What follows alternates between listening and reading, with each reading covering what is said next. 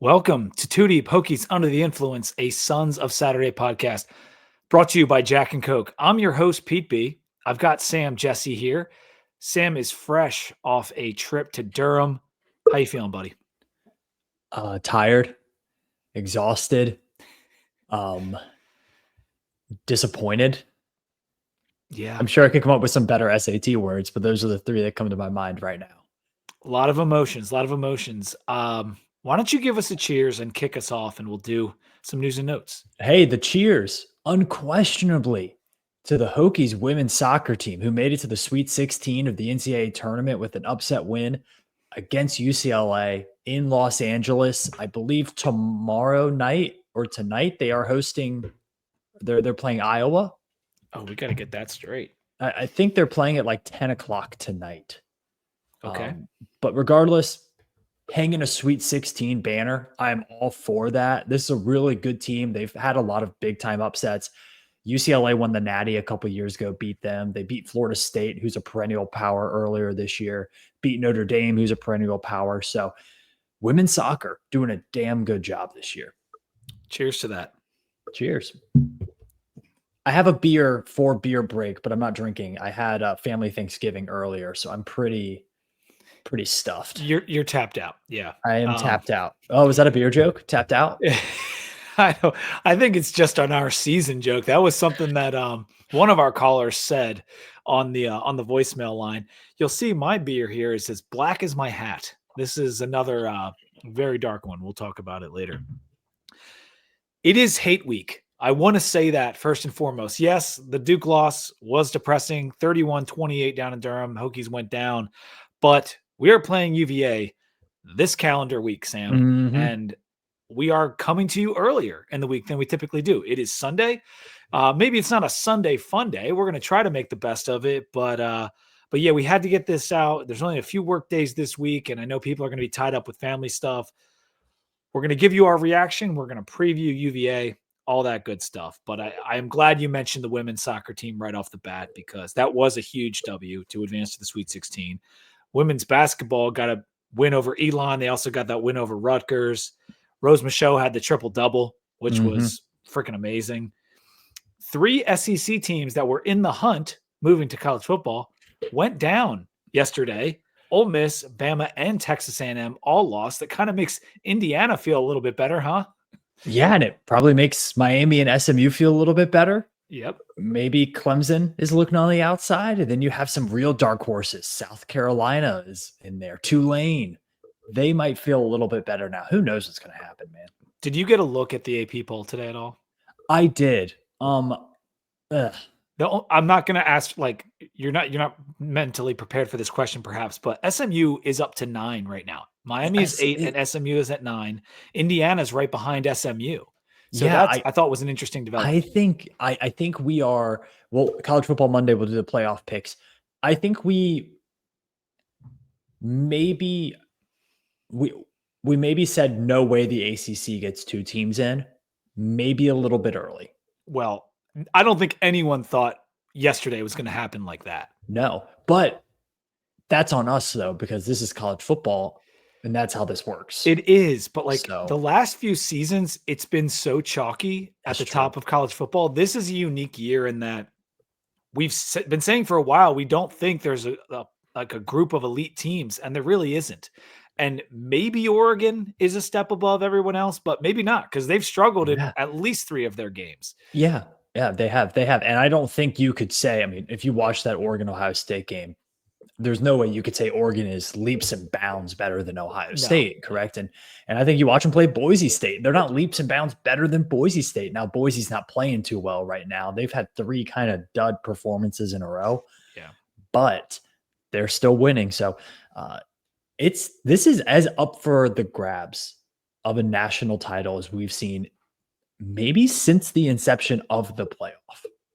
Yeah, it's really fun, and it's the most teams we're going to have ever competing for that playoff. So it's pretty neat. Let's get to Virginia Tech stuff here, man. Depth chart injury update. No drones in the game this past weekend, but Tootin did play. The guy is tough as nails, decided to go out there. He looked better than he did against Clemson. Really good. But not 100%. I don't think anyone would say that. but he did get out there, and that was great. Our pick'em leaders, Fitted Jones is in first, 73-47. He went 7-3 this week. So he's in first, Sam. I didn't realize that he missed a week. The guy in second place, technically second place, has the same amount of wins, but 10 more losses. That's how far ahead Fitted Jones is. That's crazy. Yeah.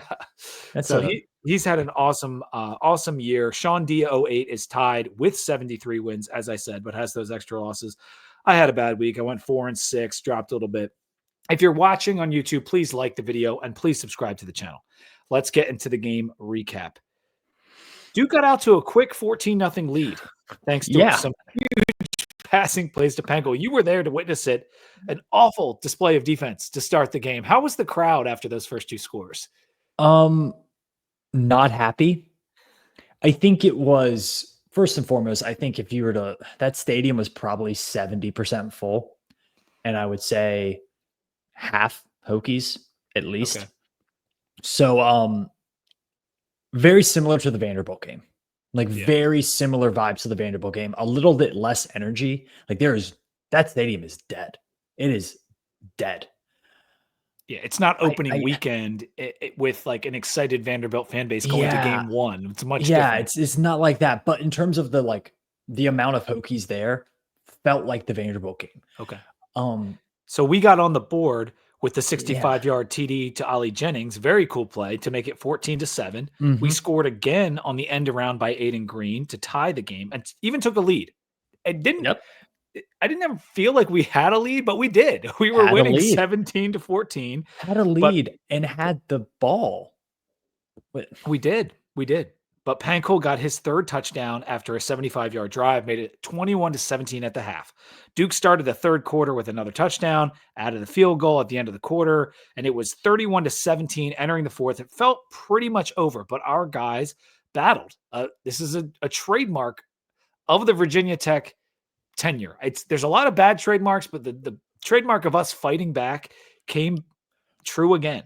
We kicked a field goal with 13 minutes left, then we scored a touchdown to make it 31-28, but it was too little too late, as it normally is.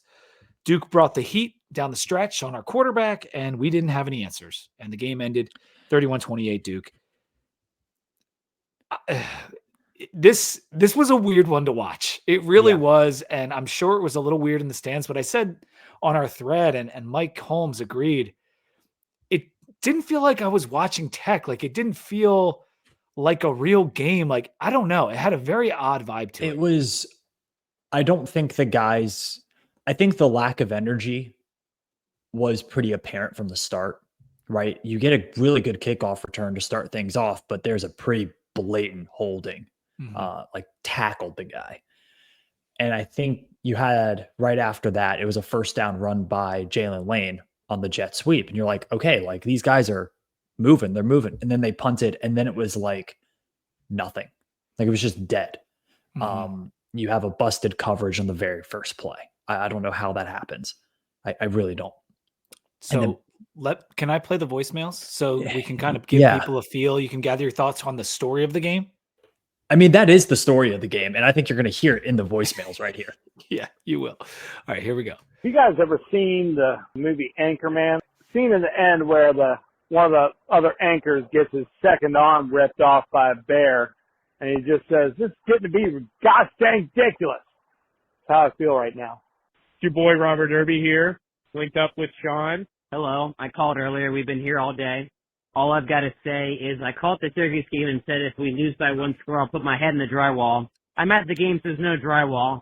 So if we lose by one score, Irby's going to punch me in the face hard enough to break my jaw. There's something liberating about not actually caring about what's going to happen, so go Hokies. Duke quarterback gave us the double birds after his first touchdown. Not only did we, for the third or fourth time this year, not try a field goal at the end of the first half and then lose by 3 when we have a kicker who's good from 60, but we still apparently don't know when to call a timeout. You know, we get that interception before the half, and you know what? I knew we weren't going to do anything with it. Why? Because that's just the Virginia Tech way. And it sure would be nice to have those 40 seconds right before the 2-minute warning that we just let run off the clock for no reason whatsoever. It is just absolutely embarrassing. I honestly don't know what that game was I just watched? Just an abysmal loss. But are we surprised it was a one-score game? And Brent Pry's record in one-score games speaks for itself. I mean, just utterly abysmal start to finish. I'm Devin's side, you know? I genuinely cannot recall ever seeing a worse in-game coach at any level. It is truly that bad. Chris Marv needs to go, Tyler Bowen needs to go, and Brent Pry needs to go. Fire Chris Marv. How do we have all these big plays given up every single week? What are we doing? Dorian Strong is the only one in the secondary doing any work tonight, and it's just not working out for everyone else. No development, no progress, no accountability. We are crushing our skulls against the wall, and someone needs to pay for my brain damage. Fire someone. They're not going to shell out money to donate to this program if funds are going to be misappropriated throughout the department. I mean, we're taking money from basketball now to pay for football, and this is the result we get? I don't even know what to say at this point. I'm tapping out. I'm done. If we don't clean house after this season, next year will be just as bad, maybe even worse. Why do I do this? Why? I could be asleep. All I had to do is just turn the TV off. But no, I had to be here to watch us lose to Duke. But I'm just tired of it. I mean, I wish I left the game early. I wish I didn't care as much. You know, I'm broken. We're a top-tier fan base. We deserve results. And as selfish and as egotistical as that may sound, it's still true. We have no business performing like we did today. We have no business being maybe a 500 ball club.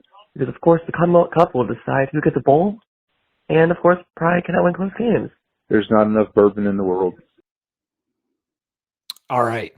That'll do it for the calls. As you can hear, there were a lot of phone calls this week. Yeah. I think it wasn't, again, not a record, but it was up there. It was within one or two calls of our record amount. And morale is low, Sam. Morale That doesn't low. even begin. Like, this is as I'm trying to think of, like, is this worse than the end of the Fuente era in terms of just down toxicity? It's pretty close. Like, it's very close. It's different. It's different because it's a different problem. After the Notre Dame loss in 2021, Mhm. that we snatched defeat from the jaws of victory, and the Syracuse loss, morale was right about here. It was pretty bad. The difference, Fuente was on his last legs, and almost everybody knew that. And they knew that we were probably getting a new coach at the end of the season. Right now, that's why people, I think, are so dejected. That's why you hear Coach Holmes saying, like, if we don't do something, like, what can we expect? How can we expect it to be better? And we got Hokie Hack saying, I could have been asleep, but instead, I wish I didn't care this much to be at these games. I got to come down to Durham and watch us lose because I love this team. And he said he was broken. And I feel like that's the way a lot of people feel right now. I mean, that's how I feel. When I got to the game, I tweeted out, it was like, tons of Hokies here. Wonder how many points that'll count for tonight. And it was the same amount of points as the Vanderbilt game that I alluded to. 0. It is utterly ridiculous that this program is losing to programs like Duke. I mean, it is utterly ridiculous in every single facet. They're just run so much better than us from top to bottom. Like, they pump more. That's not that they pump more money into their football program. They're putting money into the program. It's that they're doing it in the right ways. They get the right guys. They get guys who have coached before. I think that is probably the biggest difference. And I would also say, like, Tech had to really try to lose this football game. I mean, because even with 3 busted coverage / guys slipping down, you still were there. You had a chance. You had a chance, and you and just that's yeah. it's the same issues week in and week out, Pete. It's the same exact issues. And the end of half stuff The end of half is stuff, dude. Like we hold that thought for just one let's second. yeah. Um, it does feel like we've done this podcast before because Yes. I will start by saying we had our third string quarterback having to come in this game. Mhm. Tootin is clearly like at best 80% of what he normally is. And it was the same story with Syracuse. You know, we're starting Colin Schlee. We're starting Malachi and Coney in that game. But we're putting up points. And then the other side of the ball lets us down and vice versa. And it's all linked. And I'll do some of that bigger picture stuff when we get to the takeaways. But yeah, man, it's just the same thing over and over and over. The coaching miscues, the lack of juice at the beginning of games, not being ready to play, it sucks. Like it really sucks. Yeah, it really, really does. Let me do the ad read, then I want your story, and we'll kind of go into some of the nuts and bolts. 2 Deep Hokies Under the Influence is brought to you by Jack and Coke. 2 legends, 1 can, Jack and Coke. You can see the can on your screen. The #1 cocktail in the world is now available in a can in your local grocery and convenience stores. They've got Coca-Cola Zero. They've got cherry. They've got all these flavors. They even got Jack and Ginger if you're interested in something like that. 2 legends, 1 can, Jack and Coke, ready to drink. And as always, when you're having Jack and Coke, please drink responsibly. Sam, your story of the game. My story of the game is pretty simple. It's the same story as we've seen time and time again. It is repetition. It is becoming a personality trait of this staff. Inability to manage the clock in multiple different types of scenarios. Unwillingness to try long field goals with a really good kicker. And then too many times it looks like the team takes plays off. That there are guys who straight up don't play certain plays. Offensive line had it multiple times where guys just weren't firing off snaps. Defensive backs were completely lost multiple times against not a very dynamic throwing offense. It's just too many times it's the same exact issues time and time again. And I don't know if those get fixed at this point, because if they were fixable, we wouldn't be having them. I mean, it was the exact same situation. We came off a bye that we saw after Syracuse. It's like that end of the half. Virginia Tech had the ball on their own side of the field twice. First and 10 at the Duke 43 with 7 seconds left. Is that the one you're referring to, or you're referring to the drive before, actually? Okay. So if you look to the drive before, Virginia Tech had a 1st and 10 at the 14 and came away with no points. Yeah. And then Caleb Woodson gets the interception. You have 7, and this is how utterly stupid this staff was in this game. There was 5 seconds on the clock, and they tried out the field goal unit. All right, 5 seconds. We got 1 kick. It's going to be like a 60-yarder or something. And there wasn't a lot of wind. And the rep said, hey, actually 7 seconds on the clock. Okay, you bring out the offense. Let's try to run a quick 5-yard out route, get a couple yards. Wasn't open, Pop throws it out of bounds immediately. The offense executed what they were supposed to right there. If it's not open immediately, throw it out of bounds. They did that. Like 4 seconds left on the clock. And they try to run another play with less time than what they originally tried to do to kick the field goal. It's just nonsensical. And it's negligence is the word that comes to mind. Just a complete ineptitude. I mean, you can change your mind, but it seems weird, right? Like it just seems strange. Like why would you change your mind? Like, what are you trying to accomplish? And again, of course, you lose the game. It is very similar to Miami. It's very similar to Syracuse, very similar to Vanderbilt in some ways. You lose the game close because you had what seemed to be a very obvious decision. You made the wrong one. And I put this out. It was like, what is similar to the end of the Fuente era is in these tight games, in these critical situations, every single coaching decision being made ends up being the wrong one. Yeah. every single time. Because normally, even if you're not a good coach, you get 50% because that's just what you're flipping a coin. Mhm. But the good coaches get 75% right or more. Mhm. And we are getting almost everyone wrong. Like we can't even like accidentally get one right. End of the game. 4th and 7. You stop Duke with about 2 minutes and Oh, yeah. 30 some seconds left, Yeah. and you don't use your timeout, and then they just let 40 seconds go off the I clock. don't know what was. I mean, Sam, it was Duke had the ball with 5 minutes left. We have multiple timeouts, if not all three. All three. And- We had all three. Sat on And all like three it until the went very end. from 4:49 to 4 to 2:50 to like it just they didn't use the timeout at all. And then the announcers were like, "Oh, I guess he's just gonna let it hit the 2-minute warning." And that's when, like, even like I'm just watching it. I'm like already pissed off. Had a handful of beers, like, and I'm like, "Wait a minute, why are we not using like?" I'm not even that locked in, and I'm like, "Why are we not using our timeouts?" I don't think he knows how the clock works. He's proven it time and time again. He doesn't know the It's rules so- of the clock, and he it's doesn't so know how the often. clock works. He It's doesn't every know how game. time works. He can't count. What did you think about the 4th and 7 at the Duke 21, down by 14? 13 minutes left. We kicked the field goal instead of going. What do you think about that? He can't count. He can't count. He can't count. I'm sick of it. You didn't. You so- have a okay. chance. All right, go ahead. Earlier, you had a chance to cut it to a one-score game. It was an 11-point game. You were down 11. You had the chance to kick the field goal to make it a one-possession game, and you don't do it. And then you're down 14, and you kick the field goal then to now make it a two-possession game. I genuinely like this isn't analytics, all right? This isn't like football IQ. It's arithmetic. It's adding and subtracting. And I just don't think there is a lot of thought process happening here. Yeah. At all, like at any level.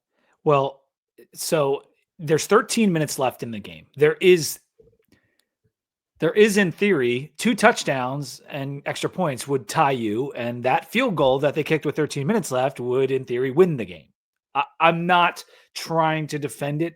I'm just like, that one is at least like, it's not so cut and dry that it's the wrong decision. I know people were like, you were down 2 scores and now you're still down 2 scores. Well, guess what? 2 scores only ties the game. You need a third score to win the game. And so, yes, you could go for 2, and there's a bunch of other scenarios. And it was 4th and 7 with an offense that is getting on average like 4 yards a play.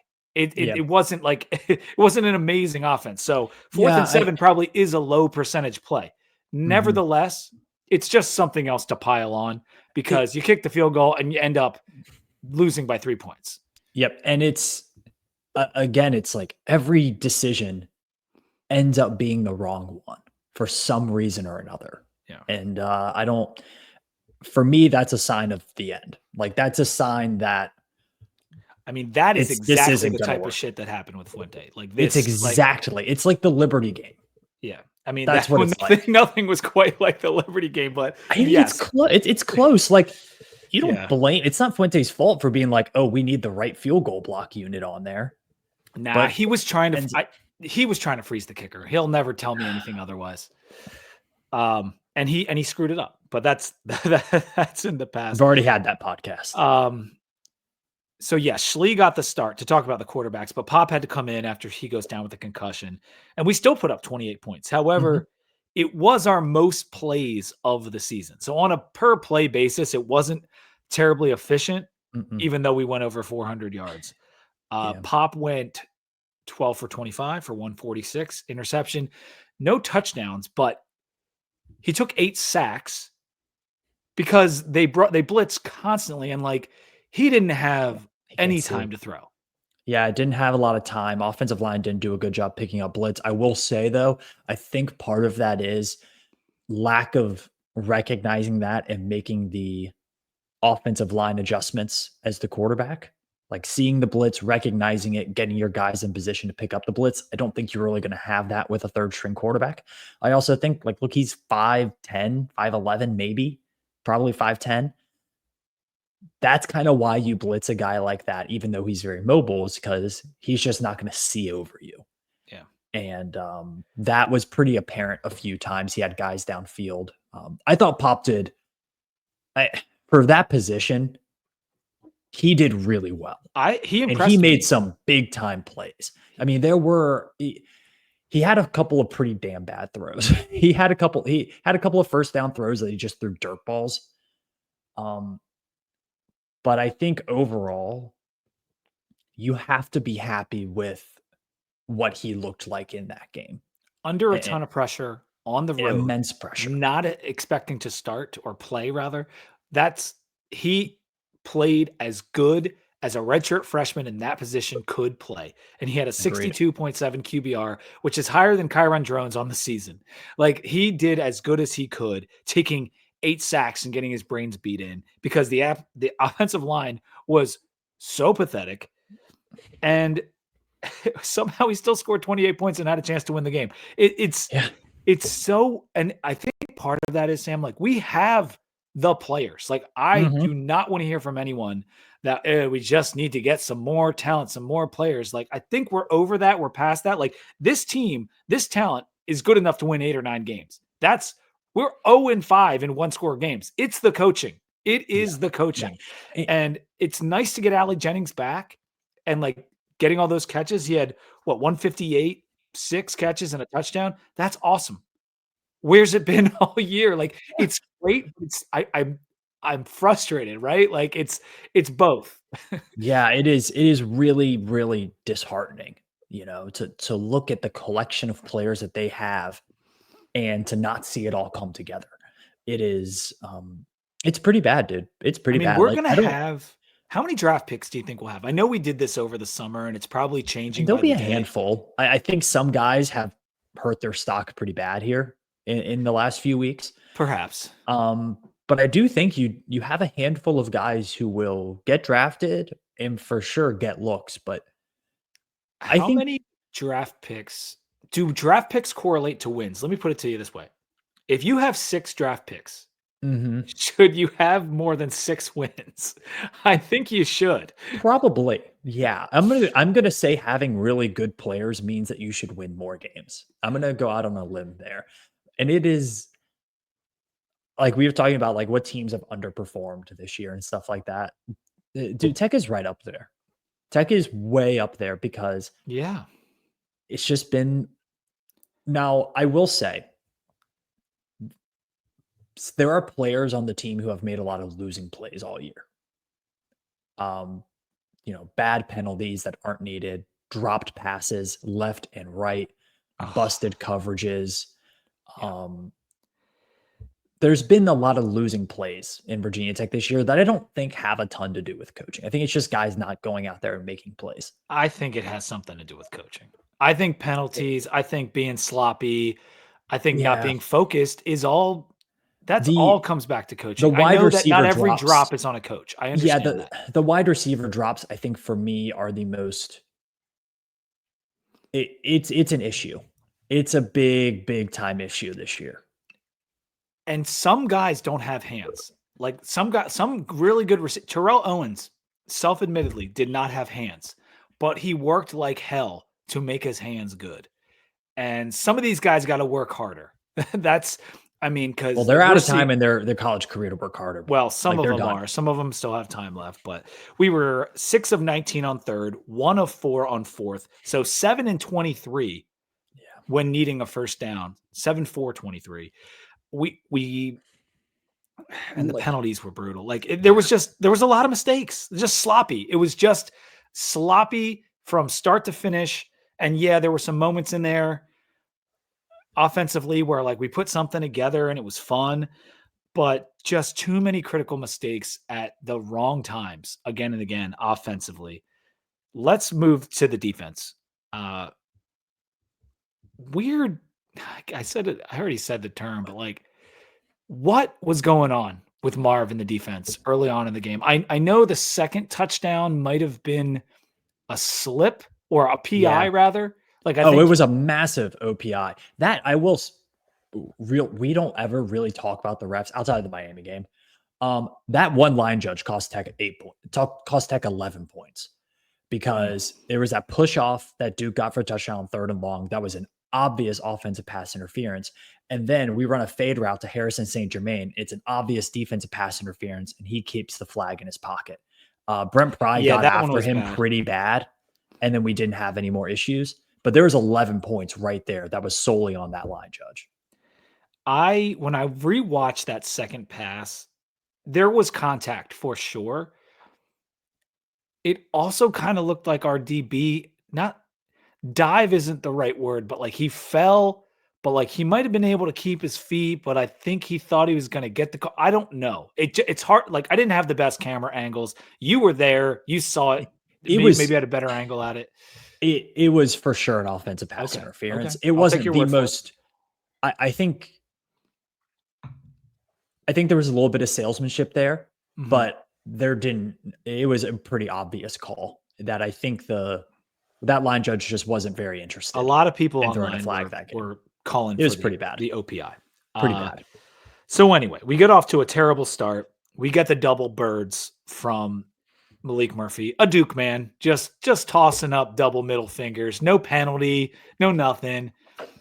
Listen, I get the thought process of like, hey, if you don't want that to happen, stop him.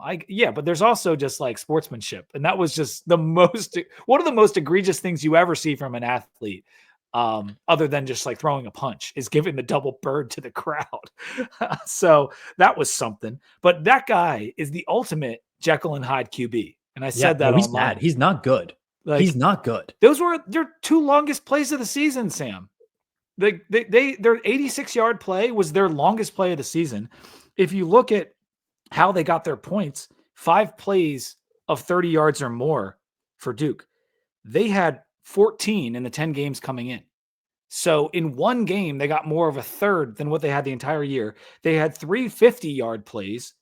They only had 3 coming into the game. So they doubled their season total of 50-yard plays against Virginia Tech. They had 1 wide receiver. We talked about it. Maybe guard that wide receiver. Maybe. Just maybe.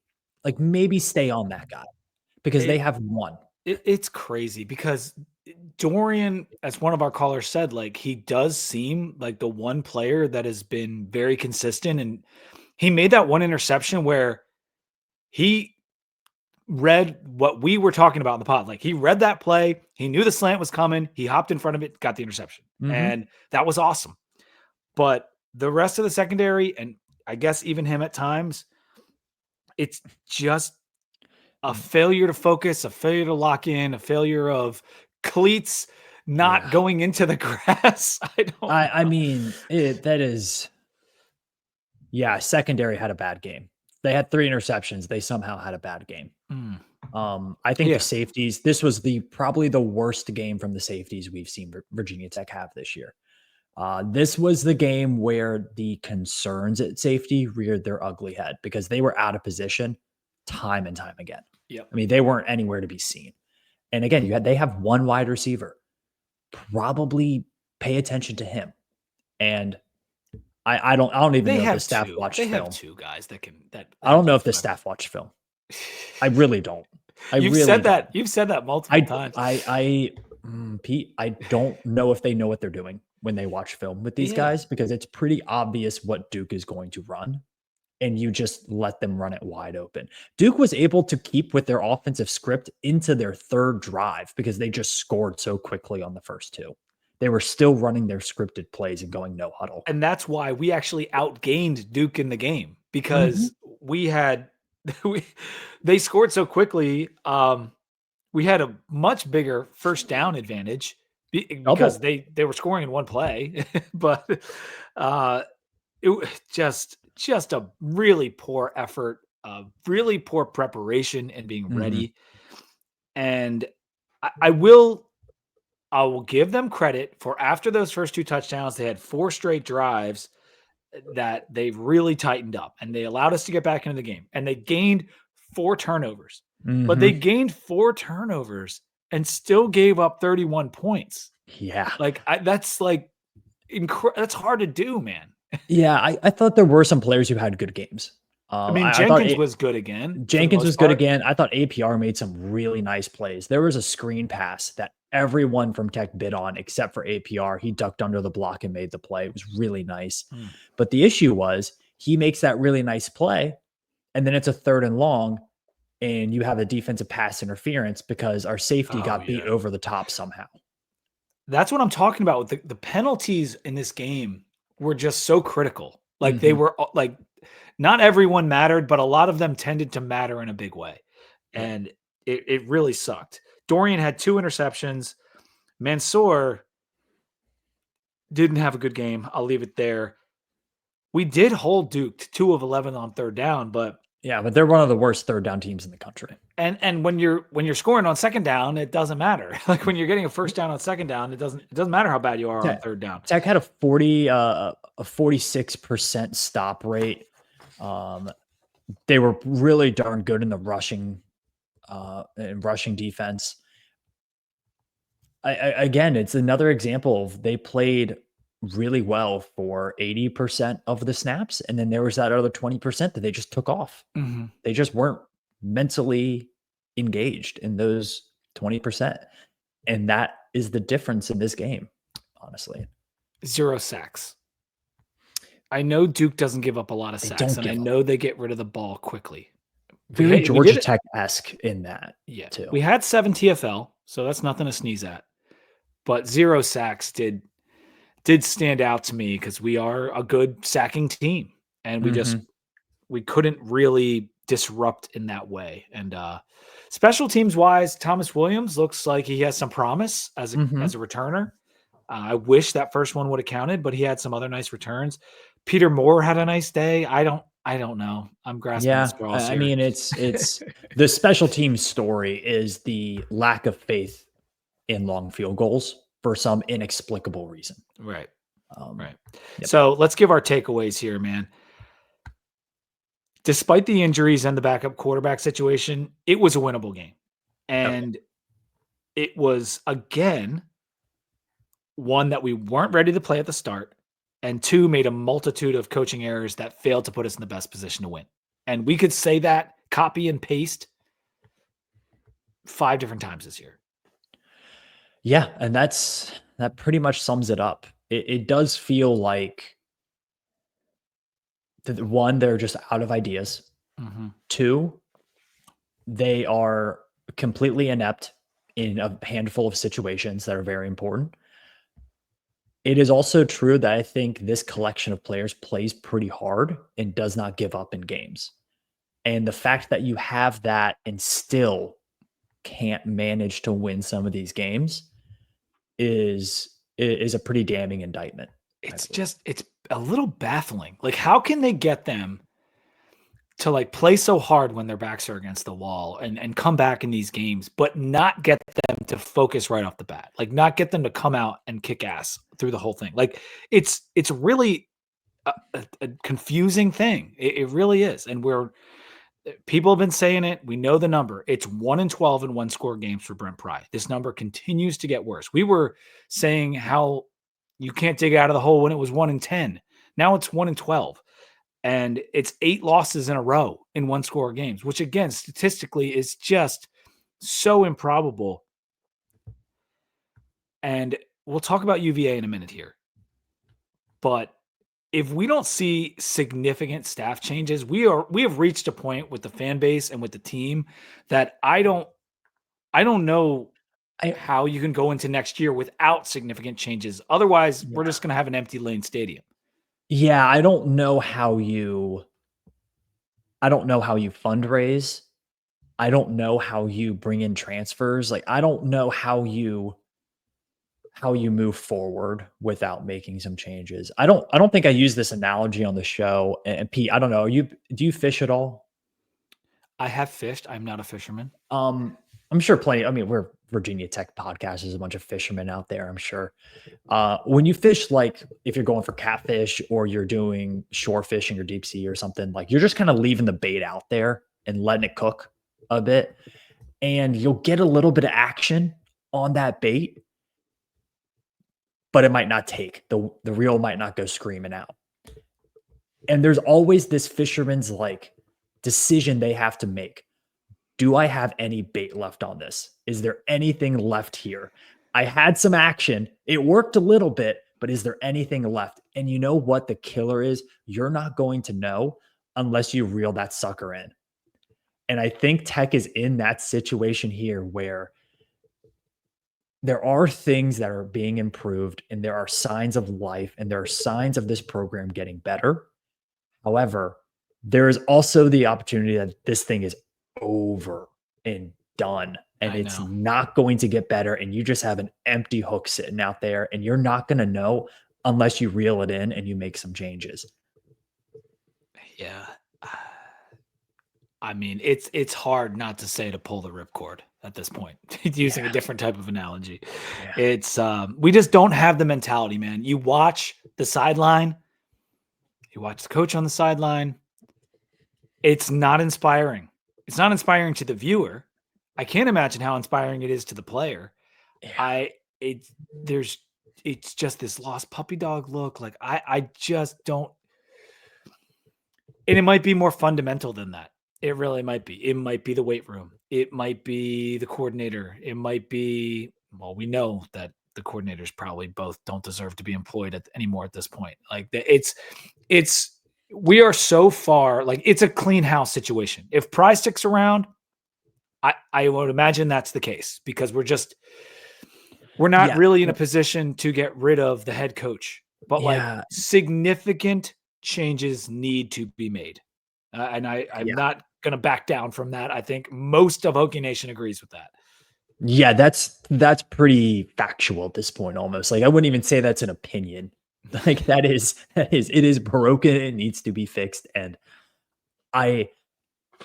unfortunately, look, there's this whole conversation with financials that happens in college sports that we won't get into right now because we're already at 42 minutes. But there is that conversation with making significant changes. Significant changes require significant investments. And Virginia Tech as a program is in a very precarious, it's in a good walking position. A tightrope, man. But you're walking a tightrope a bit here with the dollars. I do think it is very, very clear that there is a fundamental broken issue right now with the program. And it is manifesting itself in some of these close losses. All right. I want to remind you guys that the Two Deep Hokies Under the Influence is brought to you by Roback. I've got my Roback hoodie on. You can see how comfortable and stretchy this thing is. Absolutely love this thing. Use code 2DeepVT at roback.com. You can see I always mix it up, my little dog here, to get 20% off your order. If you've already gotten 20% off, do it again.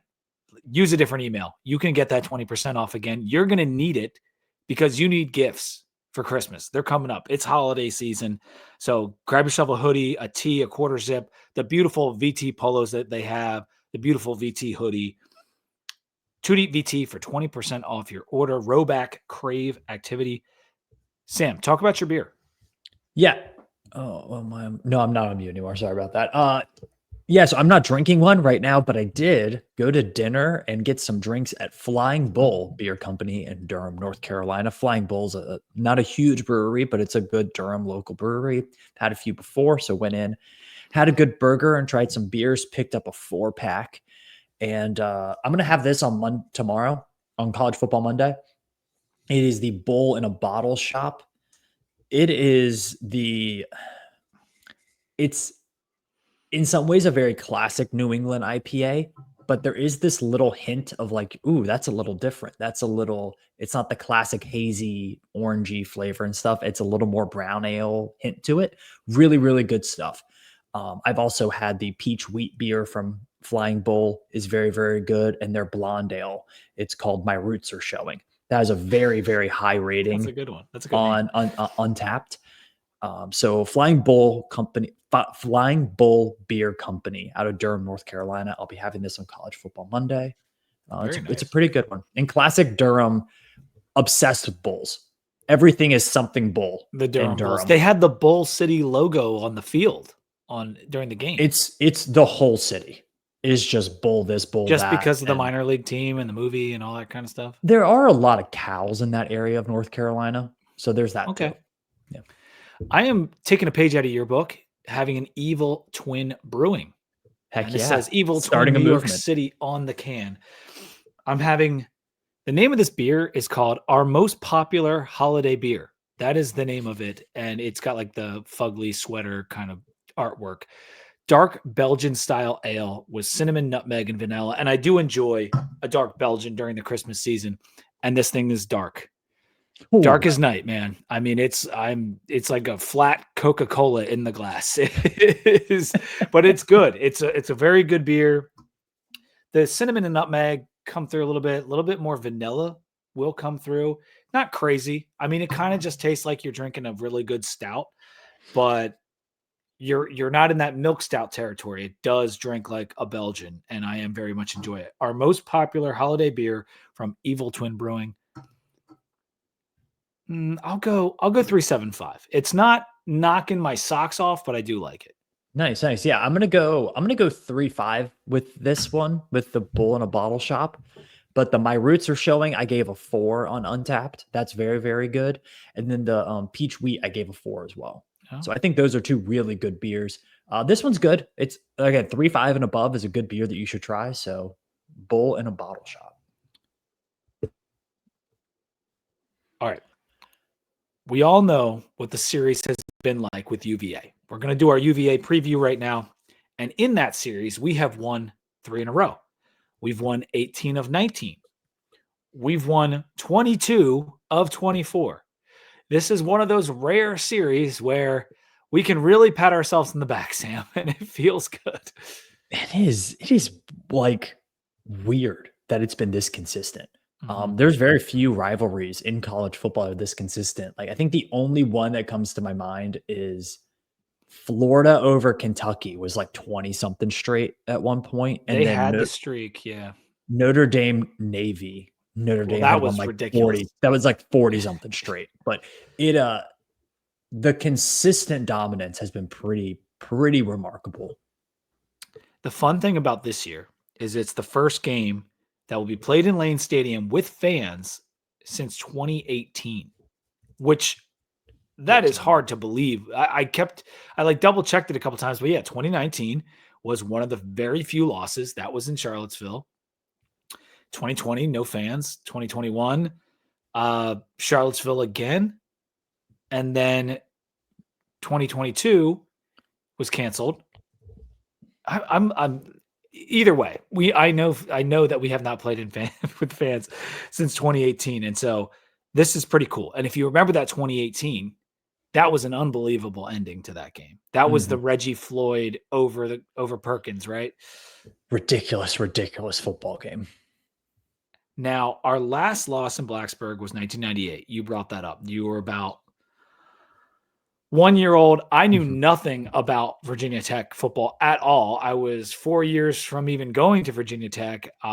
Michael Vick had not burst on the scene. I probably didn't know Virginia Tech had a football team. Despite the 95 season, I was a Penn State fan plugged into that. So it's a long time ago since we've lost in Blacksburg, and we want to keep it that way. Nevertheless, it's a rivalry, and both of these teams are going to be fighting for a bowl berth, and that has happened so many times over the last decade. I can think off the top of my head. I meant to look this up. It's at least 4. I think it might be 5 in the last decade. I think this is the 5th in the last decade. Okay. As remarkable as the Tech dominance in this rivalry has been, the mediocrity has been equally as remarkable. Just a staggering level of average in this rivalry. It's pretty unbelievable. And why can neither of these schools get good? I know we both have a coastal title over that span, but we're talking about essentially one good season from each team. Yeah, I think it's one program who hasn't been able to find the coaching staff, and it's another program that hasn't been able to find the coaching staff and investment on top of that. Yeah. And they had, it's crazy about UVA because Bronco quit on him and he's coaching again. He's just not coaching for them. He's playing for a bowl game. And exactly. And Tony Bennett just quit on him. Like in a way, I feel bad for them that they're like the 2 best coaches they've had in both of those sports just decided, I don't want to coach here anymore. But I also kind of love it because It is Fuck fun. them, that's why. Yeah, it is fun. It is fun. It is. I do like that there's a lot of people. I think Billy Ray is somewhat like this, and I get it, where it's you want your rival to be good so that the rivalry means something, Mm-hmm. and not to go too far down a rabbit. Rabbit. Gee, I'm so tired, y'all. I'm sorry. Not to go too far down a rabbit hole, but I think part of the drop off with Virginia Tech is they could just roll the ball out there and beat UVA, and there wasn't a lot of push to get better. And so I understand that, but I also do kind of love like how bad Tech looked bad, lost the game at Duke, but UVA looked way, way worse. Oh my God. Yeah, They you're looked right. atrocious against SMU. That's true. So in 2024, UVA is 5-6, just like us. Their wins are over Richmond, Wake, Coastal, BC, and Pitt. And if you've been watching what Pitt's been doing lately, they're in the toilet. Like you said last week, Pitt might be what we thought they were. Mm-hmm. They are what we thought they were. They are Mhm. not good.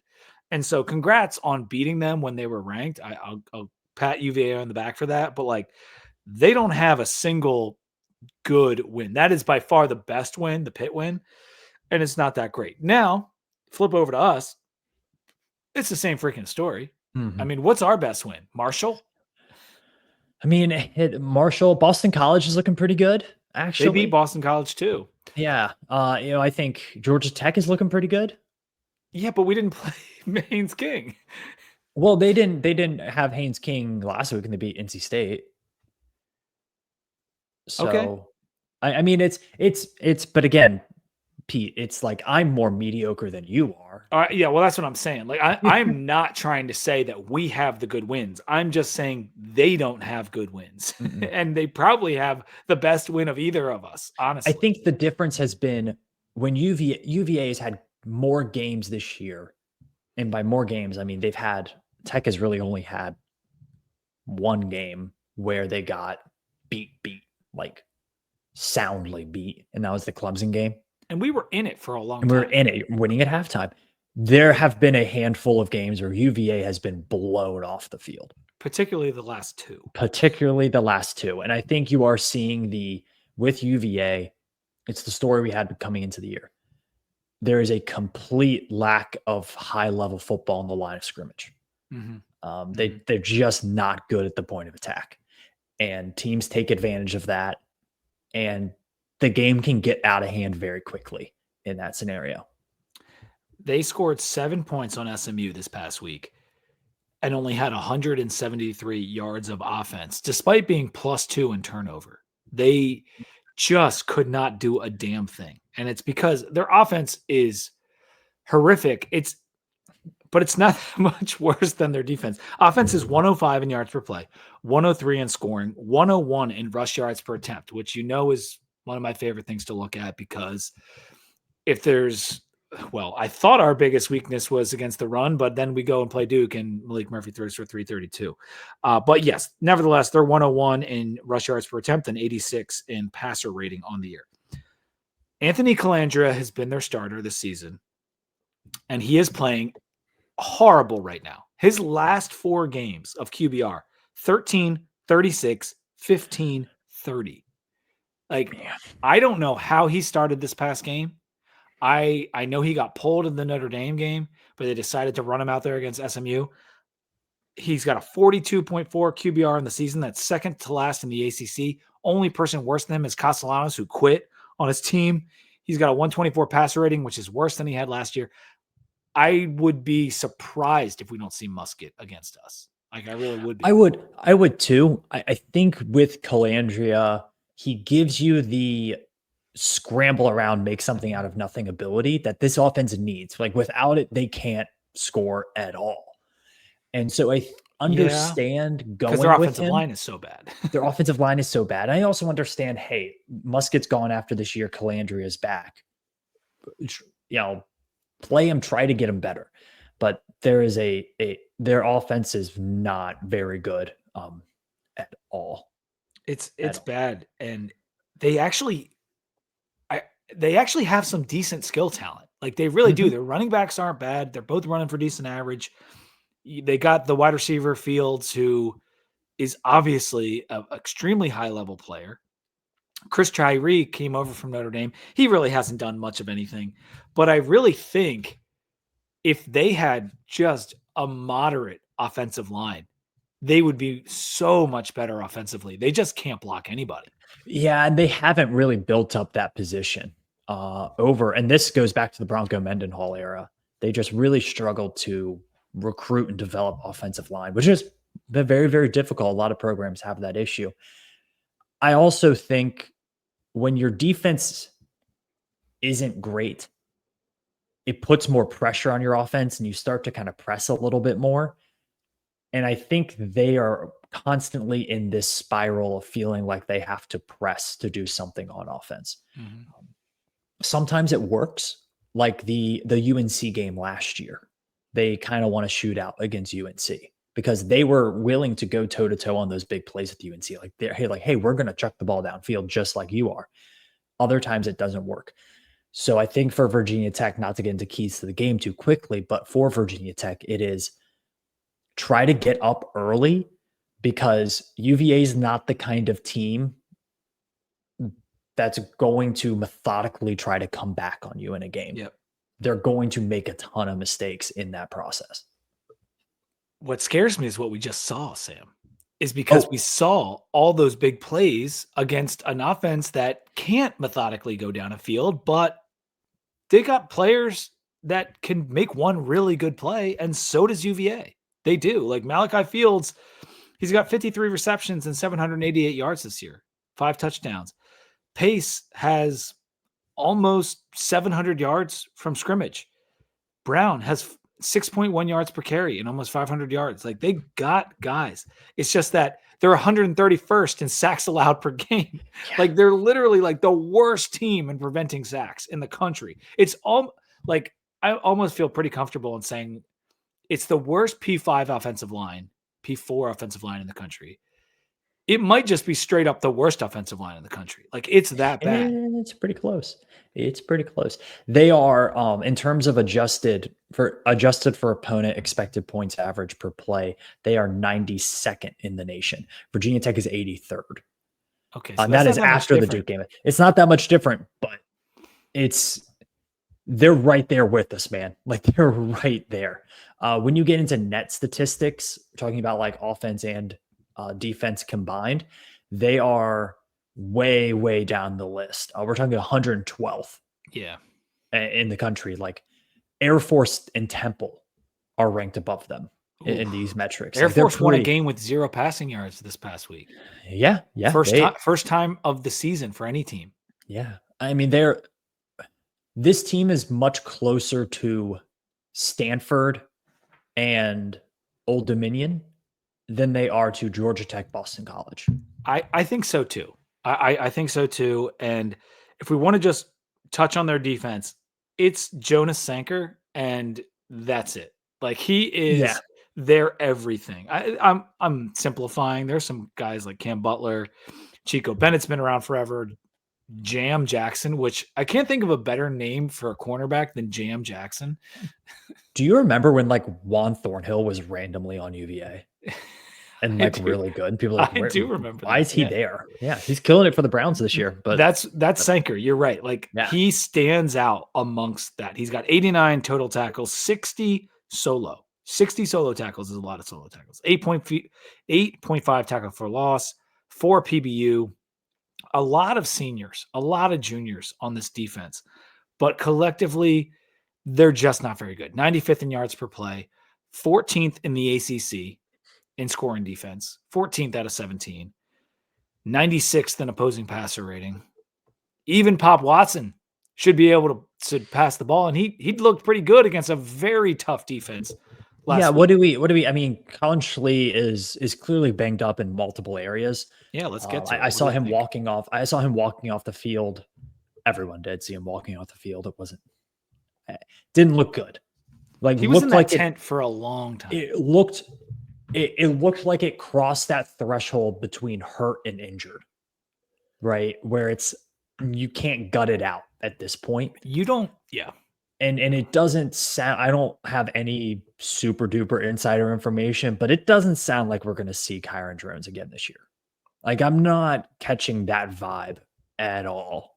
Right now. I hadn't yet thought about that, Sam. I've been focused on like what UVA is doing, and I'm like, I actually haven't thought about who our starter is going to be. But like, it's probably not going to be Schlee. He was in the tent for like 45 minutes. Yeah,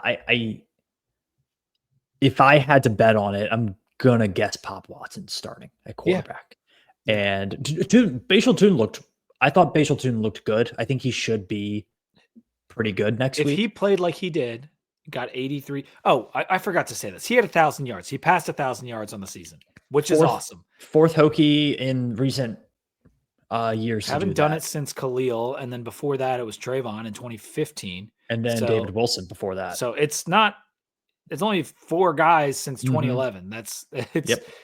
A lot of schools do it more often. I'm proud and happy for Tootin. He should have done it 3 games ago if he had better health, he easily, but awesome accomplishment. And he can add to that, because if he looked like he did last week, I didn't see a re-injury. Let's hope it stays that way and he's back out there and can help us get a win. Because if Pop is the starter, who is our third string, although, do you think there is a massive difference between Drone, Schlee, and Pop at this point with what we're doing offensively? With the play calling, yes. I think the play calling difference between Drones and Schlee is negligible. I think it is the same playbook. That's why they brought Schlee in there. He's the same kind of athlete, same kind of player. Yeah. Pop is very different. Pop is much smaller in stature. He's not a power runner. It's a different offense. But if you know that you're starting him, I think you feel a little bit better about what you can cook up, right? But again, that relies on our offensive coaching staff cooking something up. And right now it's been lean cuisine lately. Like, do you think that like Pop he has to be at least as good a passer as we've gotten out of Drones this year? I know Drones has had his injury issues this year. He has, and there's been rumors swirling that he's been banged up all year. Yeah. But he hasn't been a good passer of the football. That bar is not very high. I think Pop probably throws a better deep ball than Kyron. I'm going to always say going into a game, like, your quarterback probably like 60% completion percentage is. Now, then again, we just lost to a guy with like 47% completion percentage. So those things happen. I think you need he did have 47% in the game. Oh, in the game. Yeah. Game. Okay. It's not that much higher on the season. Okay. It's not that. I think you have to have some level of success rate in order to win a game that's going to be this even. The spread is Virginia Tech -7.5. Like, it's going to be a competitive game, at least for a bit. I think you need a level of competency. I don't think you need elite, though, because if you have Tootin, we'll see about Malachi Thomas. Jeremiah Coney, I thought, has looked good when he's gotten out there, and Pop Watson can run as well. I don't think you need elite. I don't think you need very good, but you need serviceable. Mm-hmm. I thought he was serviceable in that game against Duke, but again, there were also some throws that a D1 quarterback needs to make those throws. And it's kind of what's going to happen with a third string guy.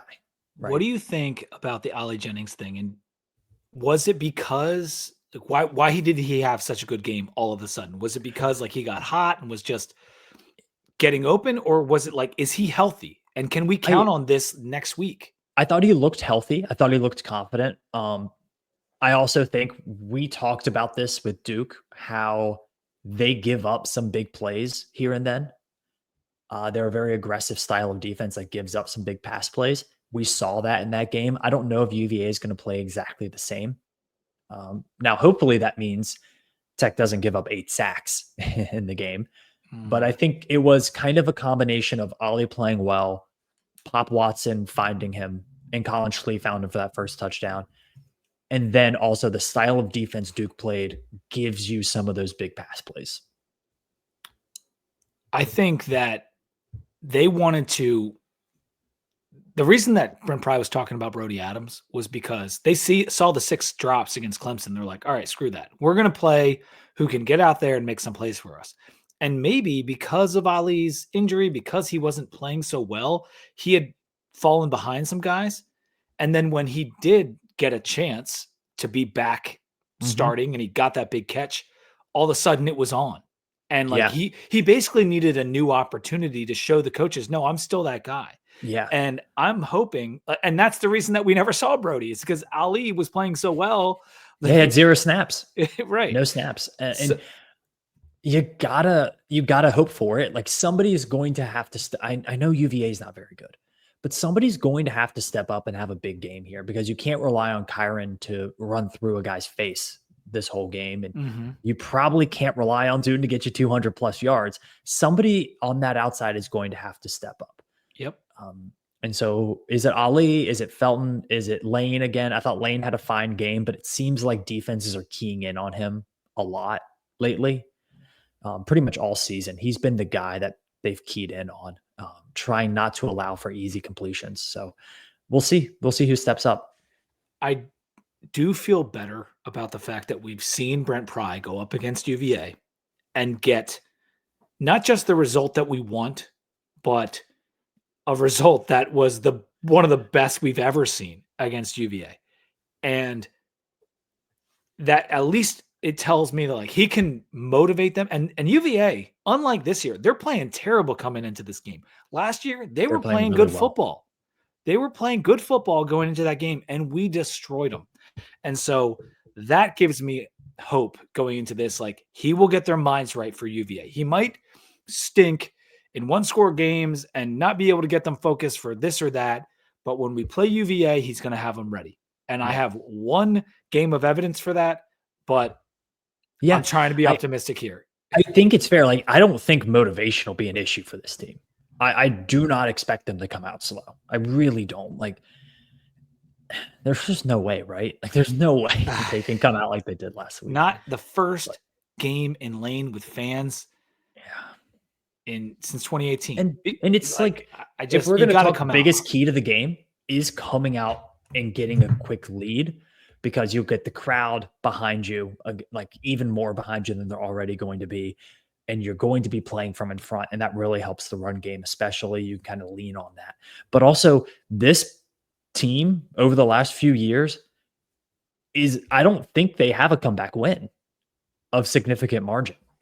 Like, the only wins are when everything goes perfect. Like, this team needs things to go perfect. And that starts right at the first kickoff. And it is so crucial. If Virginia Tech is able to win the first quarter, I think you could see a score like you did last year.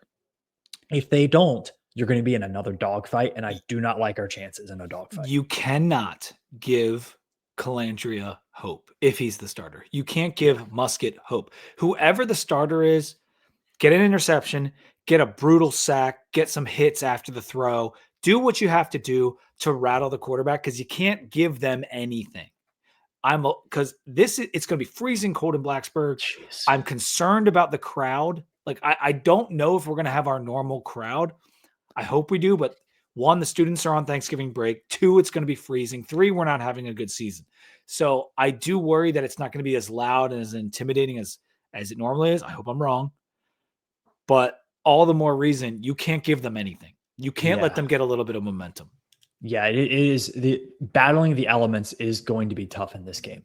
There's no snow or anything in the forecast, but the cold is going to be pretty brutal. We're looking at like 16, 17 degree wind chill during the game. One of the coldest Blacksburg games ever. Yep. I mean, it's going to be really freaking cold. So bundle up if you're going. Please go if you can go or are planning to go. Don't drop out because of the Duke game. And hey, listen, if you were planning on going at this point, you're probably going anyway, because that's how Hokies roll. That's why there were so many Hokies in Durham, even though we're 5-5. Yep. I expect to win. I do expect to win. Oh yeah.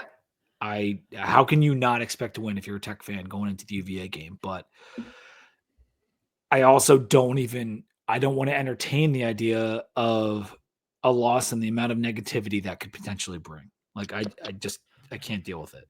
Yeah. So go out there, win the game, go bowling. Like that's the other thing. We got Yeah. a lot of young guys in this team that I'd like to get some more practices, and like the bowl, take it or leave it. I know some people care about them, some people don't. I'd like to see where we're going bowling. Sometimes I like to go to the bowl. Yeah. Yeah. I could do a pot of mussels in Annapolis. I could do that. I don't want to go back to Annapolis. But you're going to go back to Annapolis and you're going to like it. I probably will. It's another rain-soaked affair my in God. Annapolis. Anyway, that's going to do it for the pod. No picks tonight. We'll do that tomorrow on College Football Monday. Make sure you subscribe. Sons of Saturday on YouTube. Sons of Saturday podcast feed. 2 Deep podcast feed on Apple Podcast and Spotify. If you're on Spotify, please give us a rating. It's very easy to do. You look at our podcast page, you click the star. It takes 2 seconds. Please do that for us. It helps us out. Like the video, subscribe on YouTube. And until next time, when we are hopefully celebrating, well, we'll be doing College Football Monday. But the next time you hear 2 Deep, we'll be celebrating a big win over UVA. Absolutely. Go Hokies. Go Hokies.